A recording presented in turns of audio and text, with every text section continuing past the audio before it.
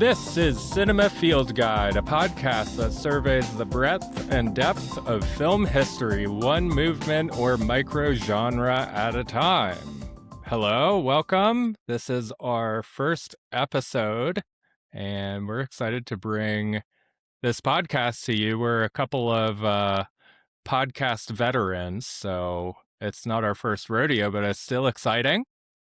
Very much. I am Bryan Loomis. Got my co-host Felicia here. Felicia, why don't you take first introduction? We're just going to talk about ourselves first for a little bit, who we are, what our background is, and then we'll get into what the show's going to be. Yeah. No, thank you.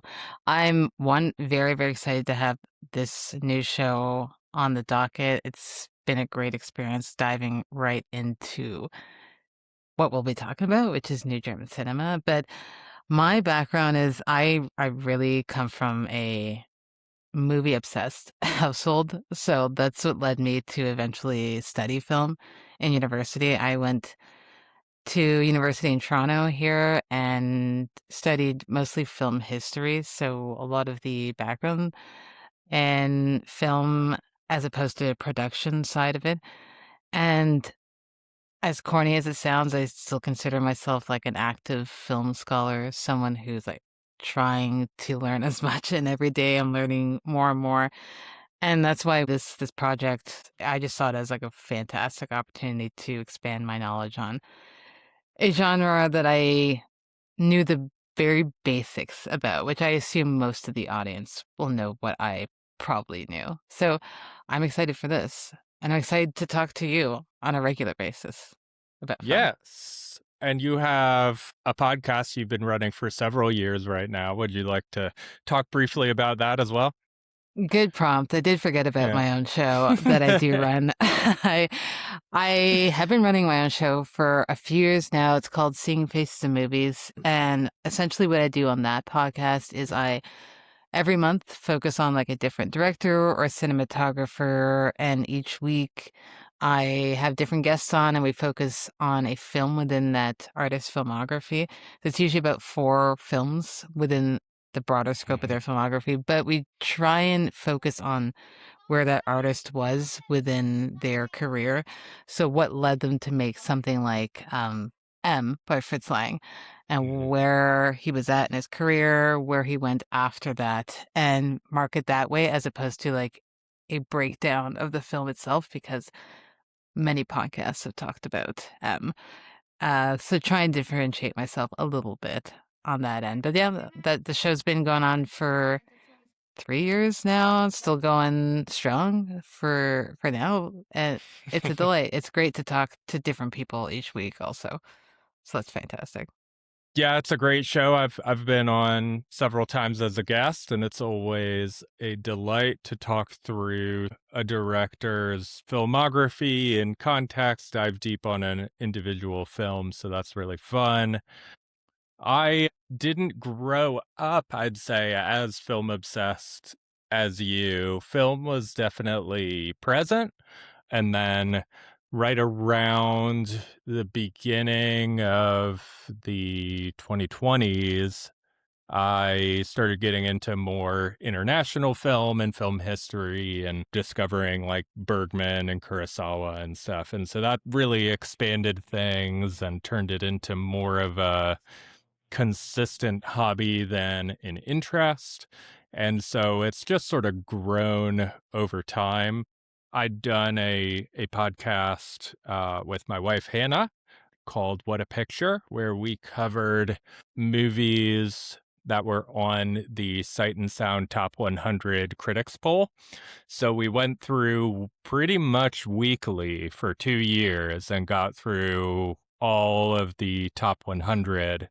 Other things that I'm involved with right now, I write some film reviews of like new releases and some just other pieces as needed for a website called ScreenAge Wasteland.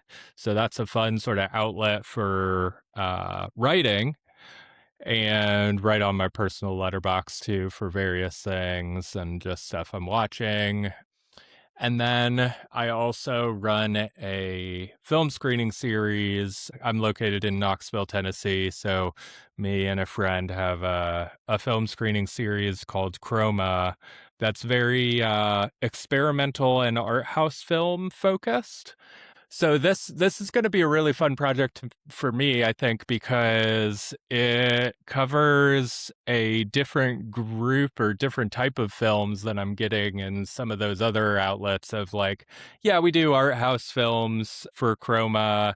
We tend to say maybe a little more recent or skew a little more on the experimental side, and then doing more the new releases for ScreenAge Wasteland, the real like film history, or like I don't have an outlet to talk about like old Hollywood movies or stuff. And I just sort of love, I'm pretty like omnivorous in my tastes. I sort of like to just watch anything as long as it's good. And I've got a lot of different things that I really do respond to. So I think this will be a fun way to dive some more into those other things that I don't get to talk about quite as much in those other outlets. Exactly. For me, I think that getting to explore films that one, yeah, some are more well known, and we'll get into that for sure, but a lot of like deeper cuts that we're excited to bring a light to, and we were just excited to come across. So I think we're in for a good ride this season. Yeah. It'll be really fun. So basically, the format of the show is going to be we're going to do seasons of the show that are going to focus basically on one film movement, or call them micro genres. It's just like we're not going to do like horror as a genre because that, Uh, how could you do that in a single season? But we might do like giallo, say. And so then like a smaller subset of, yep. okay, at this moment in time, this genre came about and what were the important films in that. So that's sort of the idea. And yeah, I think it's really gonna be interesting because like you said, and we'll get into new German cinema, but there's like the surface level that the person who's interested in international film or film history might be aware of the films of. And then you can get a layer deeper of like, okay, what else is out there beyond these directors who have name recognition and such. And so it's been really fun. Got a couple of books. I Hmm. read a book on new German cinema that we had found, and then I actually finished up another one on Fassbinder, so that'll be Oh, fun. So I've been doing some reading and some thinking about the movement, and feel like I understand it a lot more in depth than I had before. So approaching a little bit more from like a learning or academic perspective here has been really, really fun to do, just sort of like a research project and then be able to share it with people. It'll be really neat. I I feel the exact same way because I knew the the big 3 directors. I knew that New German Cinema was a thing. I absolutely did not know a good majority of the history that went behind the movement, so reading the book, which we'll for sure link in the show notes for people because it's a great resource and anything that we've used for our own personal research, Yes. for people I have the book to that grab. it's very Yeah, thick, but this I is sort know. of Got the mine the too. go-to book. Yeah, apparently. Yeah, you have to get a used copy? I don't think it's Yes. in print right now, but it's popular enough to be mostly available, I think.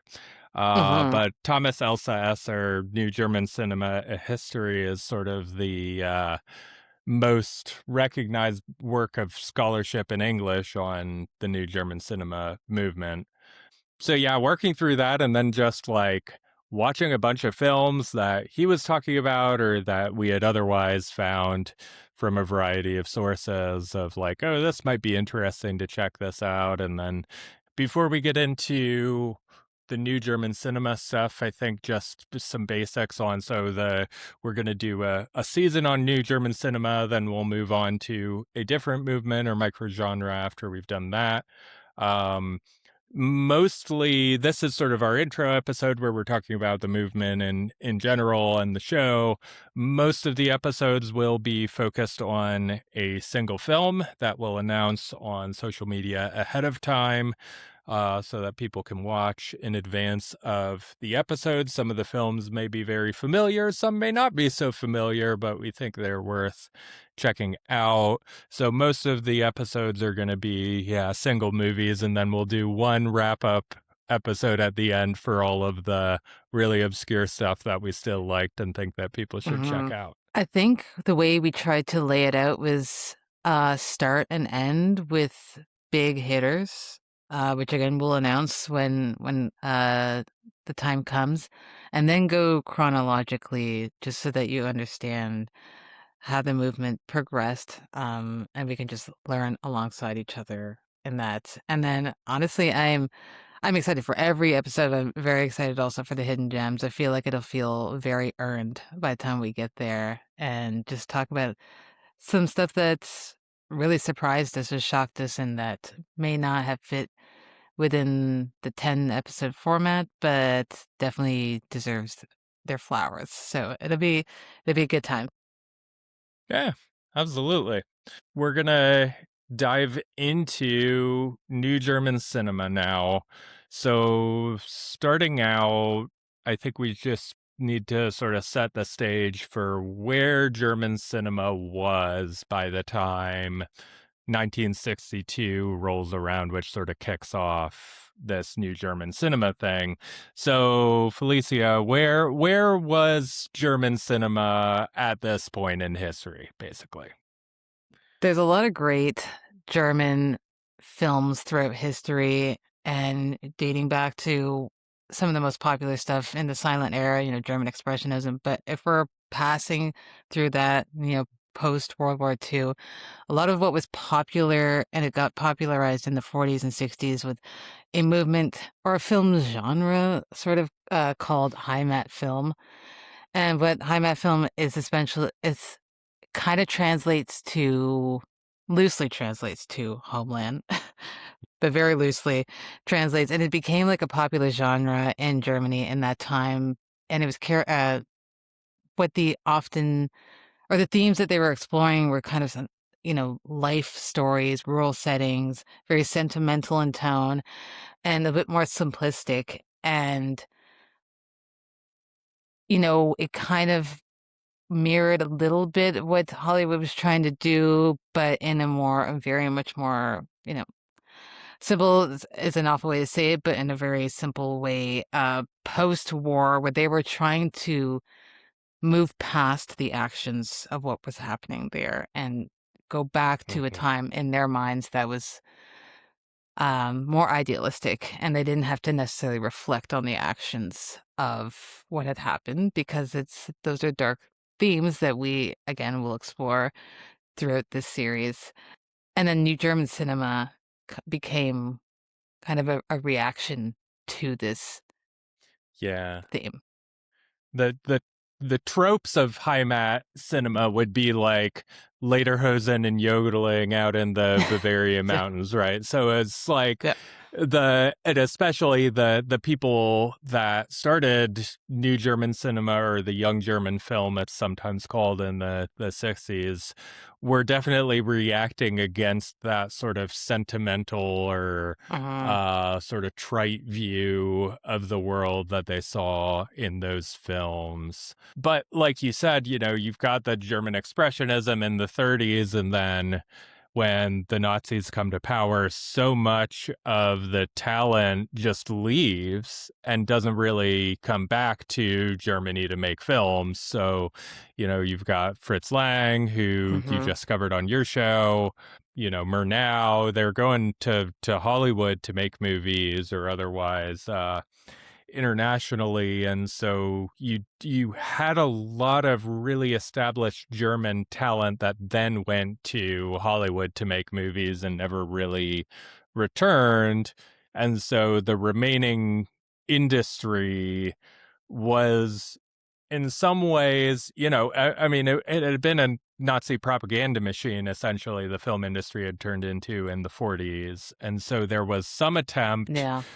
during, US occupation to sort of transform that or get rid of that apparatus, but some of it sort of stuck around, obviously in a different form, but it just didn't lead to very good movies through like late 40s and 50s. I don't know of a lot there that's worth watching or valuable. And German cinema had sort of become a laughingstock internationally, like at this point. I can't even think of any at the top of my head other than stuff that was mentioned through the book of that era that's of any note, to be honest, other than like those directors, those German directors making really huge and important films in America and even especially in Hollywood. Some of those are the most important directors of that era.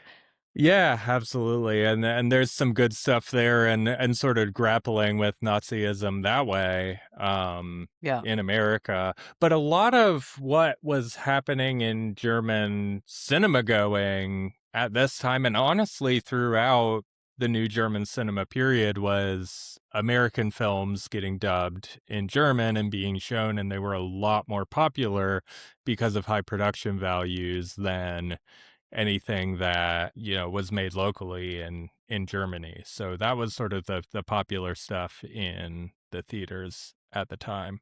Yeah, and that's, a big part of which we'll get into the manifesto, but a big part of that was it kind of felt like an erasure of their culture if they're just being exposed to American culture, which is vastly different from German culture, especially of the time, but even still, vastly different. Absolutely. Well, we should get to Oberhausen here, but one I guess historical note as well is you have a divided Germany at this point. You have East and West Germany. Yes. And so East Germany was sort of the communist side, that had been sort of occupied by the Russians post the war, and then West Germany being the sort of US side, actually did quite economically well prior to New German cinema. There's talk of like the economic miracle, and their business had really developed in Germany, but film and film culture did not go along with it. So, well, do you want to cue up for us the Oberhausen Manifesto then, and what that was?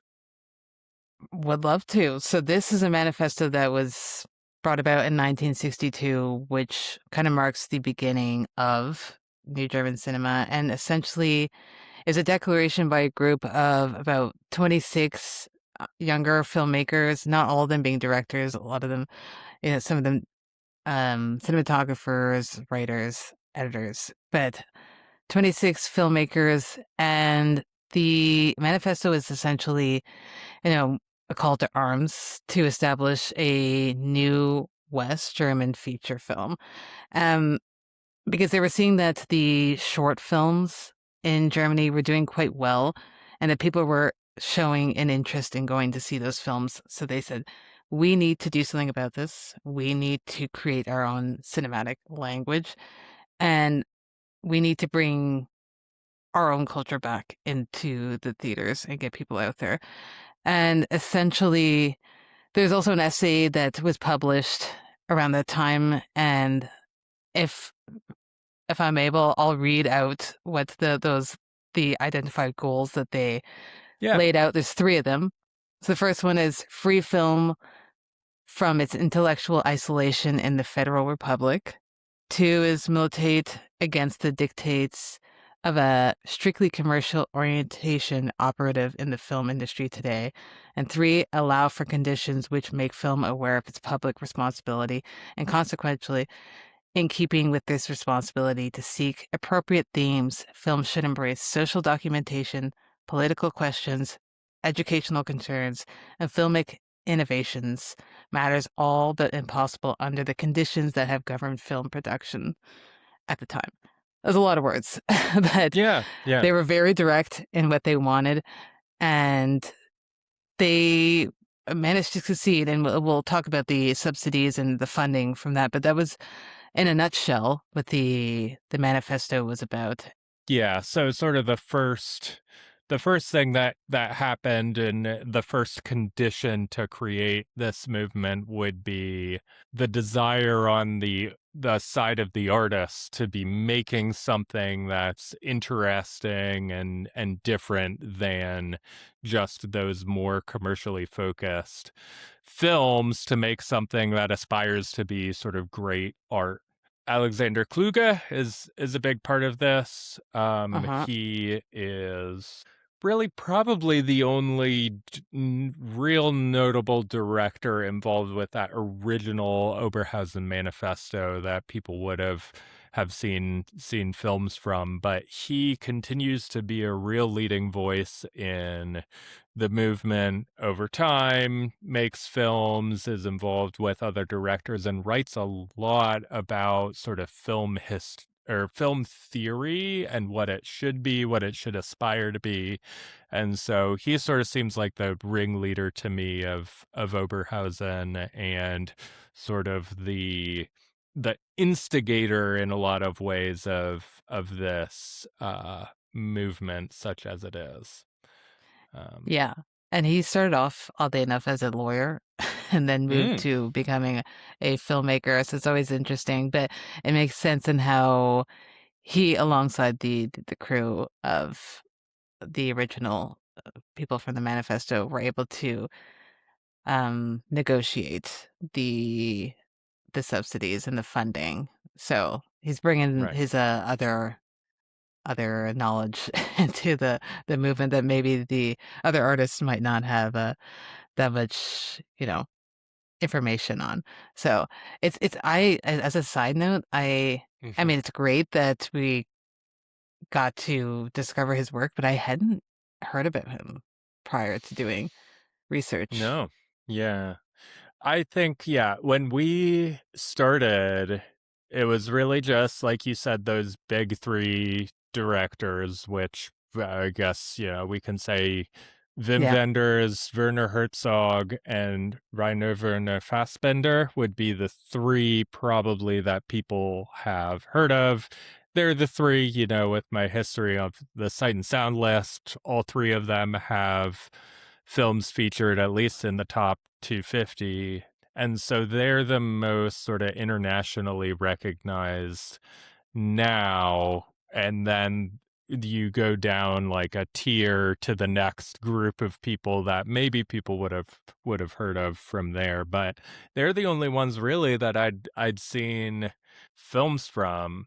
I'd seen a couple other ones just because of interests in other Yes. areas, but definitely those were the ones that were like, this is new German cinema to me. I don't even know that I was aware that I was watching new German cinema when I was watching some of the other directors, and those three are like, they're the heavy hitters for what people would have heard of now, but there's other stuff out there too that's worth seeing. So Kluge, yeah, I hadn't heard of him before we started this project either. No, but I think those three actually help us transition to the next point of the subsidies, because Hmm. we'll talk about how those three ended up not having to apply for said applications uh, Yeah. later on in their career.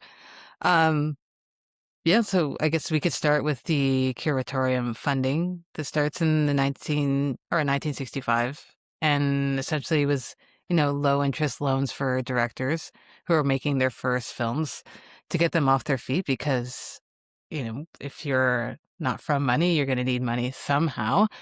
And if you're not working within a big film, production company, and you're doing this independently, this is how you do it. A lot of countries have arts grants, but they're not great.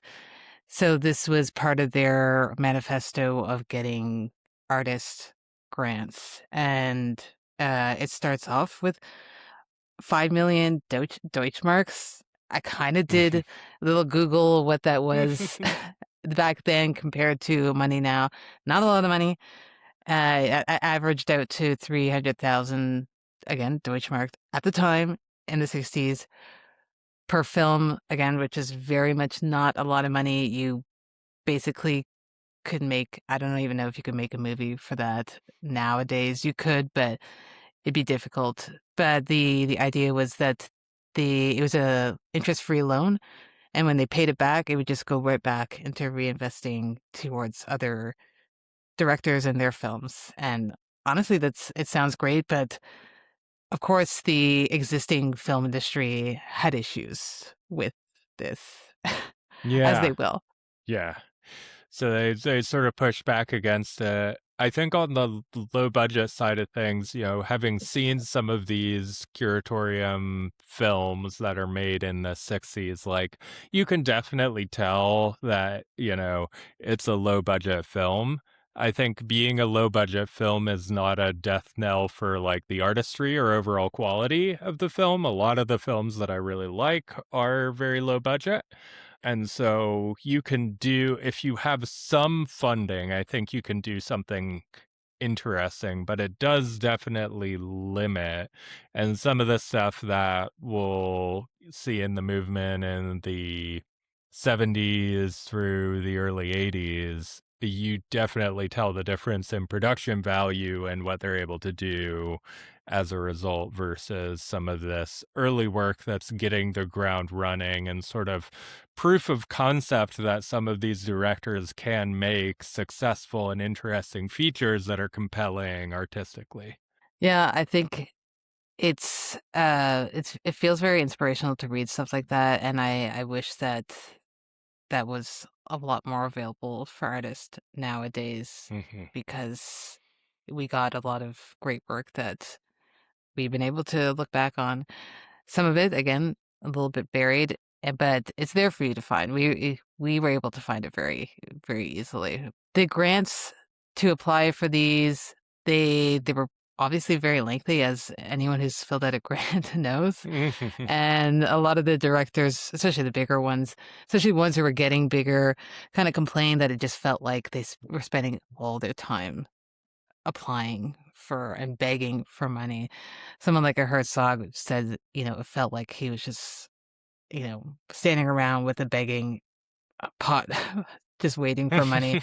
But then those big three that we mentioned, they didn't have to go through that because they were just automatically granted that Hmm. money. Yeah. I'm sure the other Fassbender had directors. a quote Hmm. once he said he could make an entire film in the time it took others to read the small print on the application forms of the grant aid committees. And Yeah. he's not lying. He made films at a quite rapid pace. So that's definitely true. But yeah, there was definitely some contempt towards the paperwork side of things. And so it sets up this interesting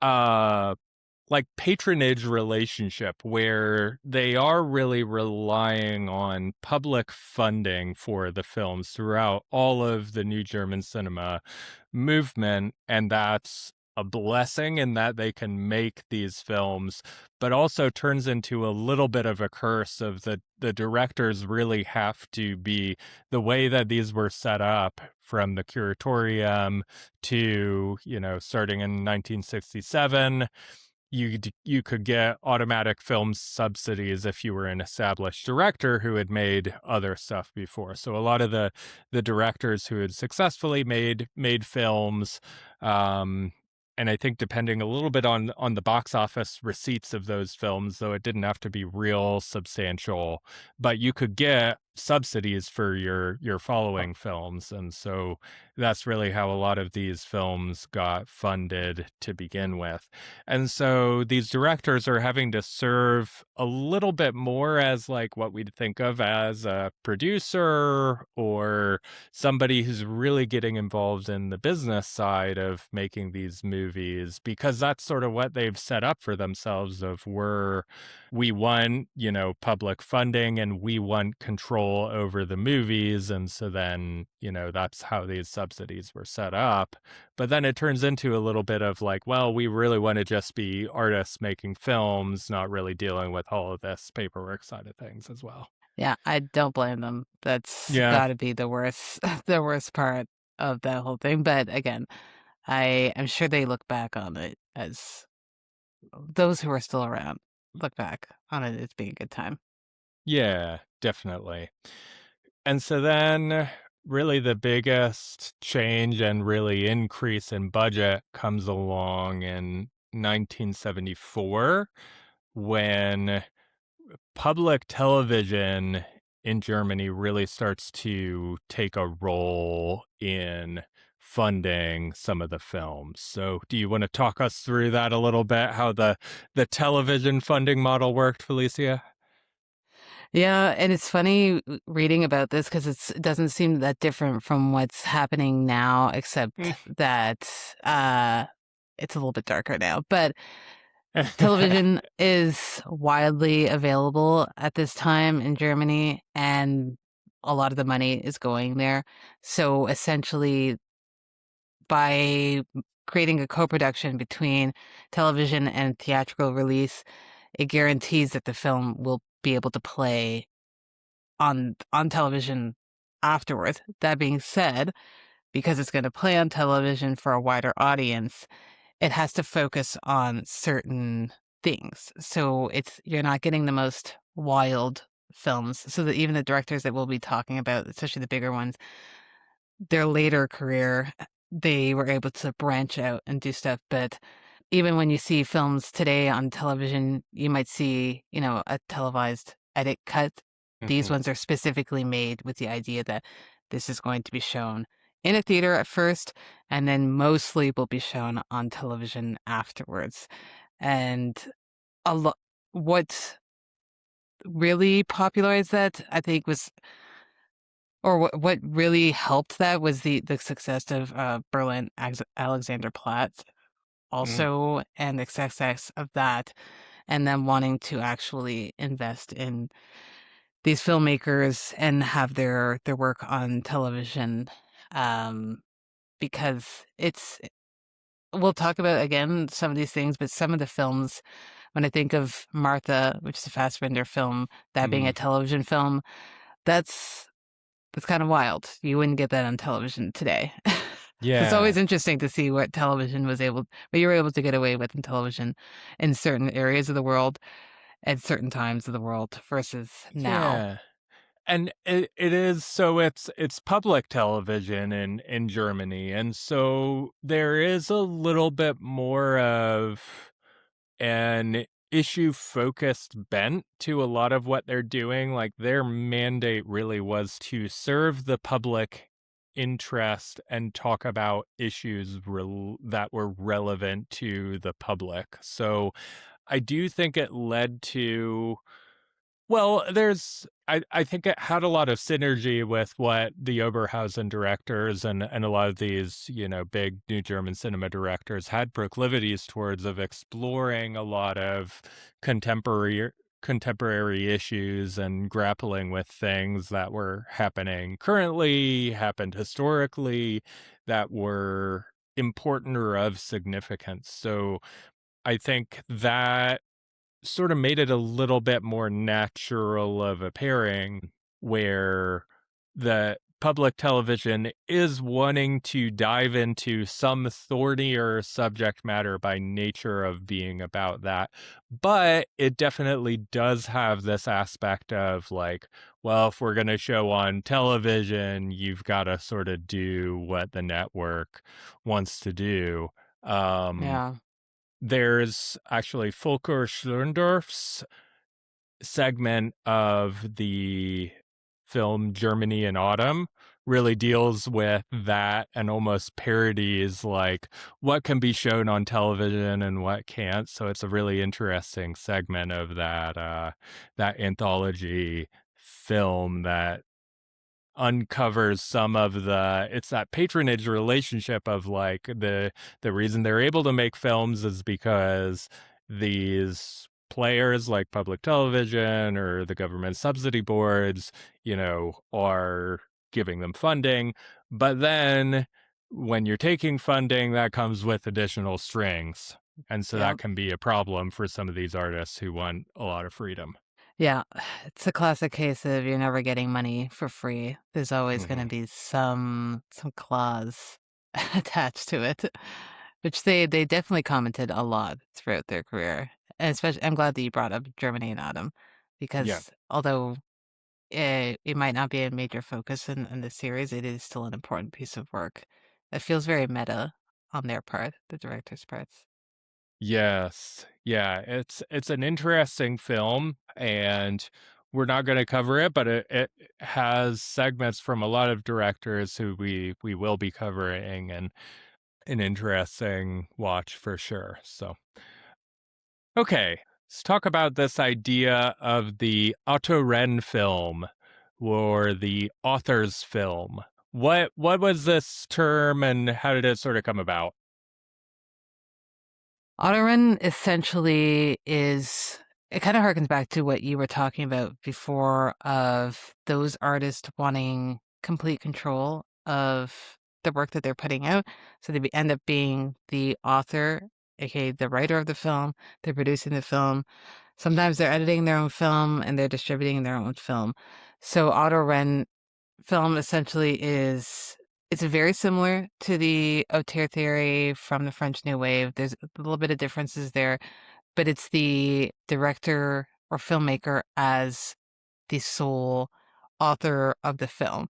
Noting obviously that there's many people who work on a film, but they are the voice that guides the film, and they have complete control over this. So that's where that term came about, and it was birthed through this movement and those filmmakers wanting to be the voice and also the personalities that came Mhm. outside of that, because a lot of them ended up being famous in their own right as personalities, not just filmmakers, which you don't get. Again, the ones we're especially talking about are Herzog, Fassbinder, and Wenders, of being personalities that you know of outside of this movement, and why they were so popular, because they were very outspoken human beings Mhm. and kind of just essentially great Yeah. people to watch, for better or for worse. Yeah, so it is interesting, these films are playing at a lot of the same festivals that the French New Wave films would have been playing at, maybe half a decade or a decade earlier. And so there's all of this international infrastructure around this auteur theory concept and the idea of the director as the single genius who came up with all aspects of the film. The new German cinema directors certainly play into that with this idea of the Autoren film. They started a distribution company called the Filmverlag der Autoren, and so a lot of them sort of were a part of this distribution company, and it was part of the way that they got around like all of the paperwork around, the subsidies and such, was having their own distribution company. But this idea of like, yes, I'm the author of the film, I think they're playing into that to some degree, but then also, like, Fassbinder is delegating, Yeah. in order to maintain his pace of films, he's, like, giving a lot of what we'd traditionally think of as the director role over to other people who he trusted to do stuff. So he's got a big team of people who's working with him on pretty much every single film, and it's more of a marketing thing, I'd say, than actually the truth of how these films got made entirely. I think some of these directors were very much geniuses. I think when you have somebody who's making the biggest decisions to ensure quality of the film, it does go a long way in making that film great. But yeah, a lot of so it that's one of the reasons I think why this project was so fun for me is like I did watch a little bit more Herzog and Fassbinder and Wenders than I'd seen before, but I'd seen a lot of the stuff already. And so I used it as an opportunity to explore a lot of directors that I hadn't heard of yet and maybe people who weren't as household names but still made great films, maybe even if it was like the only film that they might be known for, and so they weren't like an ongoing name. So it's interesting, and I know in your show you're really good about highlighting cinematographers as, artists as well who play a big part in the making of the film. But how do you feel about this sort of like auteur theory? And is it sort of feels it just feels too simple to me to Yeah. say like, yeah. Yeah, it's weird because I think when I was young and starting to get into film, and especially getting into going to film school, and you hear about the auteur theory, didn't hear about autorun film in school. Mhm. So again, education continues on, but auteur theory was always a big thing. And to me, I always found it so cool to be like, oh, I can always tell, people, the directors that fit within that bill, someone like, say, a Godard, who you're like, Mhm. I can see a still and I know it's a Godard film. I always found that fascinating. As you dive deeper and deeper and have more of an appreciation for, say, cinematographers, editors, writers, and other crew members, it kind of feels dismissive of the whole thing, especially, I think, to cinematographers who play such a huge part in the look and the feel of a film. When the director is there directing, but you have to give credit to your DOP, Yeah. who you can't do this film without. Some people are shooting it themselves. A lot of the people in this movement were not shooting their own films. So it does feel like a discredit, but it's also like you said, it very much is kind of like a marketing ploy of just being like, this is, when John Carpenter says John Carpenter's Halloween, Yeah. it felt Yeah. like them saying that without actually putting it on the title. Although I'm sure a lot of them would love to add Yeah. their name at the top of the title of the film. Certainly. So, yeah, I mean, you can't tell me that Robbie Mueller isn't as responsible for the greatness of those Wim Wenders Ugh, films as Wim Wenders is, because those films tell me about look it. absolutely beautiful. And then you have, sometimes you can track, like Robbie Mueller didn't only work on Wim Wenders films, so you can see the influence on other directors as well and see what a big part he was in making those images. The I think the like auteur theory or big focus on directors in film history and international like cinephilia, it's easy. It's sort of like our version of franchises of like, oh, I liked Mhm. that one, so I'm gonna go check out the sequel, or oh, I like this movie star, and so I'm gonna watch, other stuff that they do that looks to be in the same mold. And, you do need some like shortcuts for deciding what movies to watch. And so if you like something by a director, it's not a bad idea to then go seek out the other interesting stuff that they do. But it is just a little too simplistic. And I'm trying to challenge myself a little bit more to always be trying directors that I haven't heard of all of the time. Mhm. If the film gets a good critical response or is otherwise interesting for a variety of reasons, then I do want to check it out instead of just like sticking with the people that I know necessarily, because there's a lot more that goes into a film than just the director. Exactly. And I think, to be honest, we wouldn't be doing the show if we didn't personally have interest in expanding our knowledge. But I think something like the auteur theory is a great gateway if you're starting out, and then you're gonna Mhm. get fairly bored of it easy Yeah. early on, to be honest, and then realize, oh no, I've got things, and I know how to seek things out myself. So nothing wrong with a gateway, but it really is just kind of like a starter pack to Yeah. getting into broader film. Okay, well we've talked about some of the key figures already from the movement here. Um a couple maybe that we've mentioned in passing would be Volker Schlöndorff is probably the fourth most well-known director, I'd say. I think so.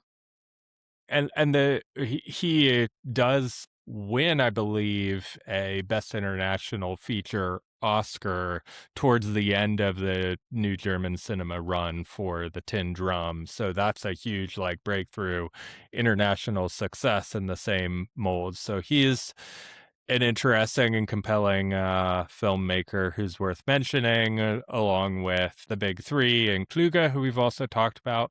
Also, Schlendorf's wife, Margareta von Trotta. Sorry, I'm trying to do these German pronunciations We'll get there. correctly. We'll get there. Felicia, you're very inspirational to me in trying to do pronunciations correctly because I feel like you always put a lot of care into it. And I think part of it is that you speak French, right? So I do. yeah, you know the French Some of them are easier. pronunciations really well. Yeah. Some of them are Um, easier, yeah. and then sometimes what you don't see is me pausing the recording and finding a video of someone saying it and then, like, repeating it several times. So, when we get to Yep. those films, we'll definitely be doing that. Yeah, sounds good. So Margarita von Trotta is Schlendorf's wife. They make a film together in 1975 called The Lost Honor of Katharina Blum. And then she goes on and directs several films herself, even past the New German Cinema. But it is very instrumental and covers some things that the other directors don't, sort of towards the end of the movement, but definitely one of the key figures in the movement and very well respected along with those. And so I think those are like the really big ones that's like a layer deeper than what people may have heard of. And then we've got some others that we'll introduce along the way as we're talking about this. Yeah, exactly, which is good because I think the best kind of marker to find out who is, like, a little bit under the big 3 is whose films are in the Criterion Collection. The Yeah, ones that we mentioned are I actually don't know if Kluge has any in the I'm not collection. sure. Schlendorf definitely does. Yes. Yeah, yeah, So, yeah, those ones, but then we're excited to bring it forth some yeah. other directors that you Hmm. maybe you have heard but didn't know they were part of the Yeah. movement. So that'll be good. So I have a theory about Fassbinder, Herzog, and Wenders, and I feel like most cinephiles gravitate towards one of the three, and that tells me a lot about what kind of cinephile you are, if I know which of the Okay. three you gravitate most towards. Okay. So we've talked about this, Felicia, and we're both Fassbinder people, I Yes. think. But We you are. also really love vendors. I do. I love all Yeah, 3. It's like, yeah, throughout my life, it's kinda changed. I think where I'm at right now, Fassbinder is my tops, but I love all 3 for different reasons, for yeah. sure. But I think it's actually fascinating that you mentioned that. I would be curious and definitely hope that people will chime in and leave us Hmm. whatever emails, comments about which one they gravitate towards, because I'd be very interested to hear. Yeah. Because vendors to me is like this dreamy idealism that's really interesting. It's not really what I respond to. There are some of vendors' films that I really like and some that I don't, but it's not really like my default mode that I like. And then Herzog is very like a lot of the most well-known ones are very much like we went to war to make this film sort of thing, and that appeals to a certain kind of person. And then Fassbinder is like very mean but also very interested in marginalized voices. And so Yes. that's the combo that really speaks to me, I guess. Um Yeah, of the group. I think that because I think, oddly enough, for a lot of people, he's probably the last of the 3 that you hear about or get into, but once you go Fassbender, you really can't go back. Like, if you like his stuff, then that's what you're gonna wanna seek out. Mhm. And Because there's lots to he's see. influenced so many. I know, there's so much to see, and he's also influenced so many people post that, but he was busy. Hmm. Oh yeah, I probably saw another couple that I hadn't seen yet, but I'd done a pretty deep dive on Fassbinder already, and I've still got tons and tons that I could see. Not all of them are the highest quality thing that's been put Yeah. out when you're making 3 a year. It's it's sort of the Godard thing as well of like trying a bunch of stuff out, and when you're working at that pace, you don't need the highest hit rate. You just need to find interesting projects consistently to work on, and you're gonna hit some masterpieces since you're a genius, and you're gonna hit some that just didn't work out, but on to the next one. So Yeah. I mean, what can you do? yep. All right. So those are the people here. What are some of the hallmarks of New German cinema, if you had to sort of try to sum it up? Like, what are the obsessions of the movement? Yeah. I mean, the common themes and ideas that a lot of those artists like to explore, some of them we mentioned, but just to kind of list them off, again, it's a lot of these films are a reaction to the work that was being done very closely post World War II and how they were trying to not acknowledge what had happened.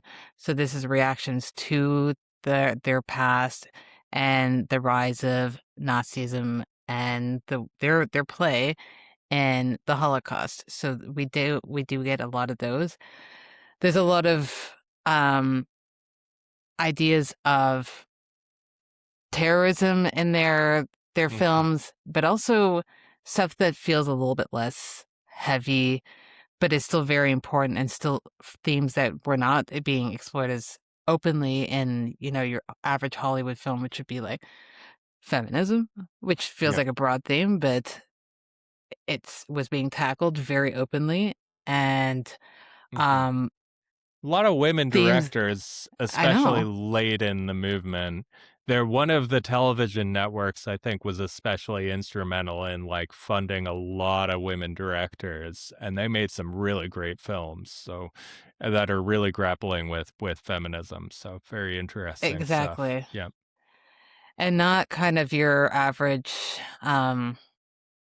girl power feminism. It's more so this is a brutal, honest truth of what a Hmm. lot of women are facing, and a lot of those we will be tackling those films that cover those themes. And then there was just stories of people who are within the LGBTQ Hmm. community.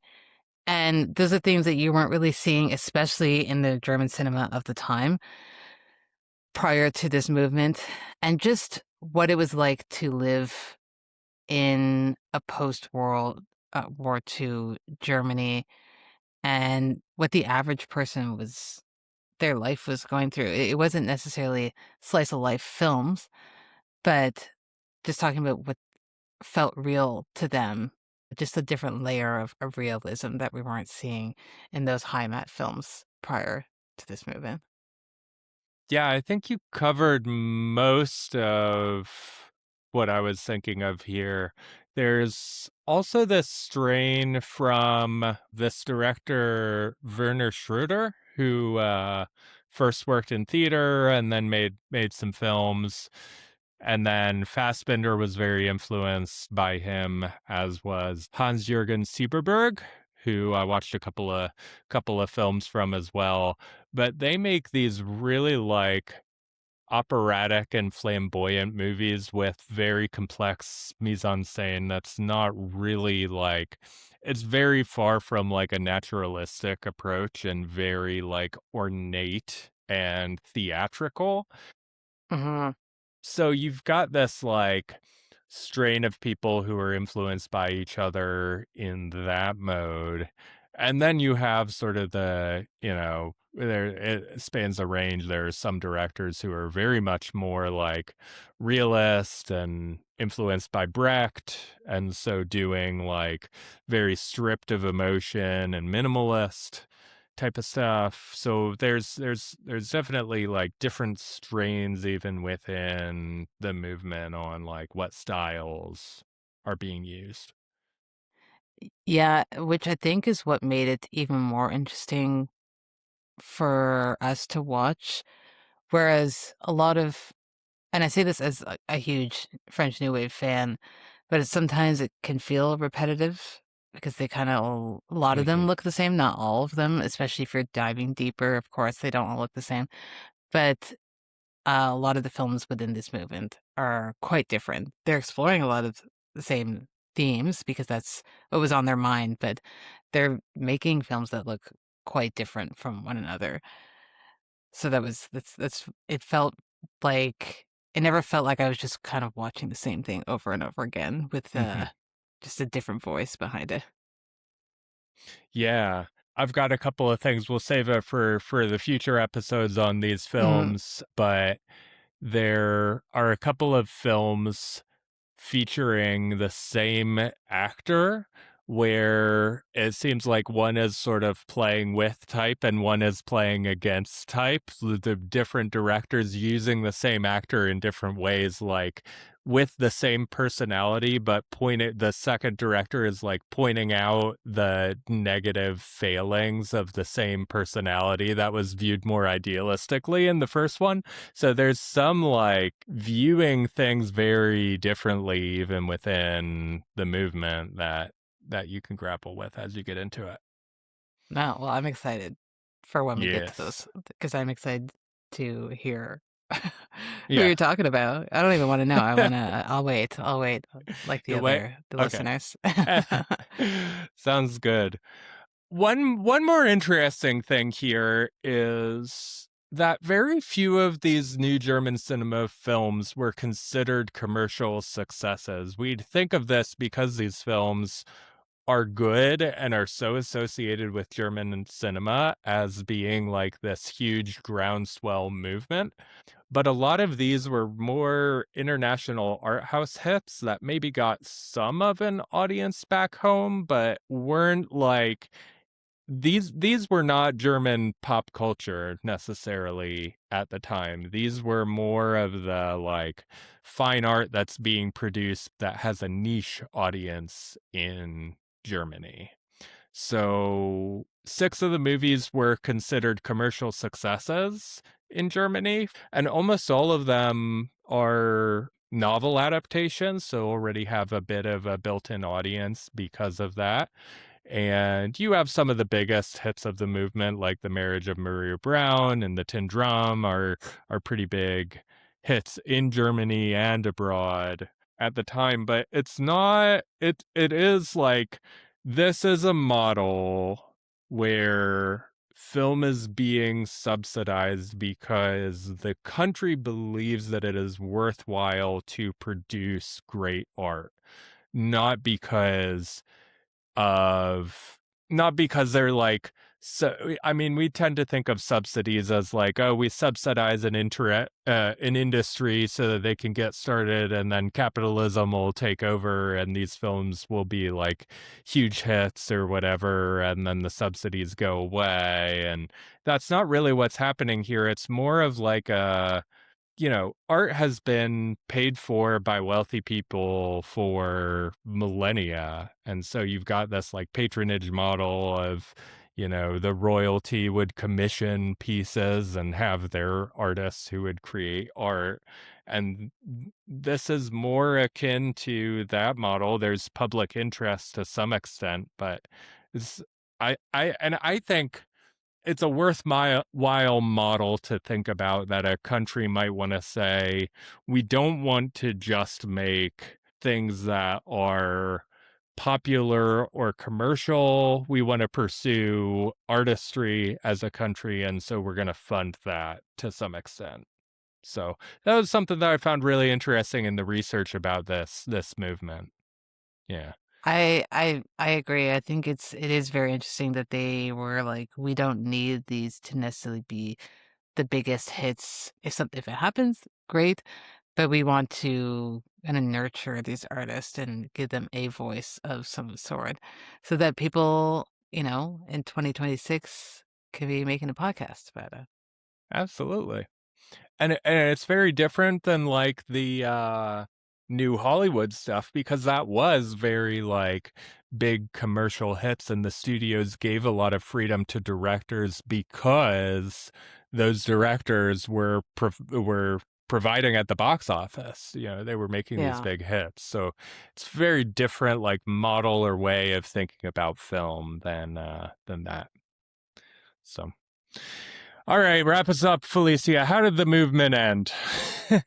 Yeah, well, all as all good things come to an end, it did eventually, essentially, what the official, unofficial death of New German cinema was when Fassbinder passed away Mhm, uh, at an early age. And, he lived fast and he lived hard, but he passed away in 1982. And it's odd, tracking back a little bit, it's odd because Fassbinder himself seemed to be kind of moving past the movement himself, where he wanted to make stuff outside of that. So he had already kind of mentally moved on, but things really kind of just fell apart. A lot of the directors had falling outs mhm, amongst themselves. A lot of those directors of the other big two had already started making films mhm. in America, or their films are being co-produced by American studios in Hollywood. So we're seeing that, that shift in model, which doesn't feel very of the movement at all, of having Hollywood movie Mhm, come in. And then with Herzog and Fitzcarraldo, and that being such a huge production, mhm. as you mentioned, Herzog kind of makes films that feels like he went to war to make Yeah. this. It was a huge show before he even started filming it. A lot of publicity because that's what Herzog is. He is a showman alongside being a director. He's very much involved. He's in front of the camera, and what we've seen in especially his later career is very much the voice of all of his Yeah. films. I again love him to death, but that shift in going outside of the movement is what kind of led to the dissolution of New German cinema and how things kind of wrapped up in 1982. Really, I Yeah. feel like that's when they officially claim as the last year. There's some films that kind of sneak in and people debate, is this actually part of the movement? Does it, I think of a film or the television series of films, the High Mat Mhm. film Yeah. series that Yeah. sometimes gets looped in, and people argue that it can't really be part of the movement, but that's unfortunately Fassbinder's death would be the marker of the end of it. Yeah. So you have Fassbender dies, you know, Herzog has the big boom with Fitzcarraldo, and then I think that film does like is pretty poorly received at the time and then becomes reclaimed later on as like Yeah. a great movie. And so he sort of retreats after that and does a little bit more work in documentary as he did throughout his career for the rest of the 80s. And then Vendors making the big, you know, US co-productions in Paris, Texas and Wings of Desire. And then the television co-finance model sort of pivots to other types of films than more like issue-focused new German cinema films. Yeah, and people just sort of disperse to different things, and the movement no longer like holds together at that point. So really, you've got from maybe the mid 60s through 82 as sort of the period that we're looking at here as new German cinema. So Yeah. hopefully this was a helpful overview here for folks who are interested in, and I'm excited to talk about some films now.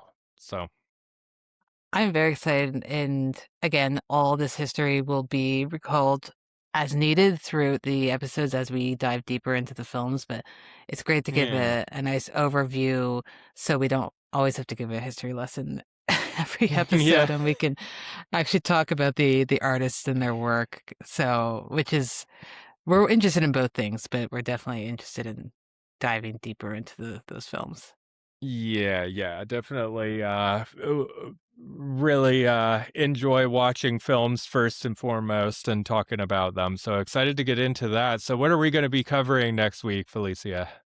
We got a big hitter for you, and you can't really talk about the movement without doing some Herzog. So we're starting off with Aguirre, The Wrath of God. So that's our first big hitter. It's one that we're fairly sure if you haven't seen it, you've definitely heard of it. This is a great opportunity to watch it. It's very widely available, and it'll be a good one to kick things off about where that part of the movement was, and then we're going to track back to the earlier stuff in the movement and to make our way through to towards the end of it. So it'll be good. Yeah. Absolutely. So currently watchable on Tubi, which is ad supported. Nice. But if you have the right Chrome extension, then you can watch it without ads. So, pro tip Oh, there. If you don't like watching things spill in slow motion, because you'll see a lot of that on the Tubi ads, or ways to finance your car, or yeah, all sorts of things you can learn about through Tubi ads while you're watching your great cinema. Love Tubi, but oh, same. some of the ads are a bit much. Or Canopy. Do you have Canopy in Canada, Felicia? We It's do. We do. yeah, so if you have a library card, you can get a Canopy account and you can get a certain number of credits. Many great films available on Canopy. Also, just check your local library. They might have Yes, more films than you think they do. I get a lot of films through the library, just renting stuff. And so exactly.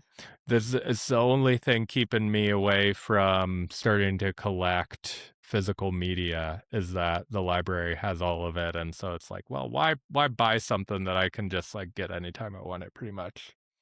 Yeah, I wish I had that restraint. I'm bad at both. It's weird because I have a lot of physical media, but then I will also walk out of the library with a stack of movies. So, Yeah, a very little bit pro of both. library here. Yeah, You use it to your advantage, and then if you're using it, then they can get more movies. absolutely. So all good There you stuff go. there. Well, I think that about wraps it up for us here. We're excited to go through this season. You can follow us, or you can not follow us, or do whatever you want to do. It's your life, you know? We will have the socials up, and it'll be in the show notes so you can easily click out, but we'll have your average, YouTube, Instagram, uh, Twitter, probably for now, Blue Sky, and we'll see if we'll range out to your TikToks. We'll see how things go, but we've got the basics in there. Yeah. And you'll find announcements there and see what films we're covering and some easy links for you to listen to the episodes or watch if you want to watch. Yeah, absolutely. Well, thanks for joining us for Cinema Field Guide. We're excited to go on this journey with all of you through New German cinema, and we'll see you next week. Thank you.